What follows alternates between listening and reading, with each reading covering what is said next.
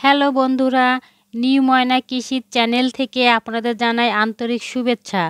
আপনারা দেখতে পাচ্ছেন একটি আদর্শ জমিতে ধান চাষ। এটা একটা আগাছা মুক্ত জমি। দেখেন বন্ধুরা কি সুন্দর ধান বের হয়েছে, দেখতে অনেক সুন্দর লাগছে। এই সময় ধানের একটু সমস্যা হয়ে থাকে, যেমন ধান গাছ রোগা হয়ে যাবে, ধান কালো হয়ে যাবে, অথবা দেখবেন রোদে ধান গাছটি শুকিয়ে যাচ্ছে। এই সময় জমিতে সব সময় একটু পানি রাখতে হবে। পরিষ্কার পানি, নলকূপ বা সাবমার্সিবল দিয়ে পানি দিতে হবে।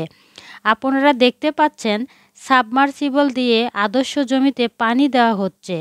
পানি দেওয়ার ফলে দেখবেন ধান গাছগুলো তরতাজা হচ্ছে, সুস্থ সবল হবে।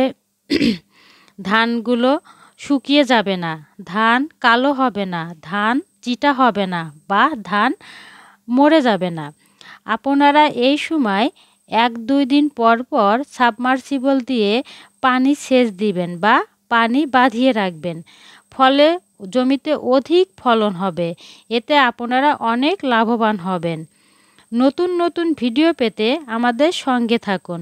ধন্যবাদ সবাইকে।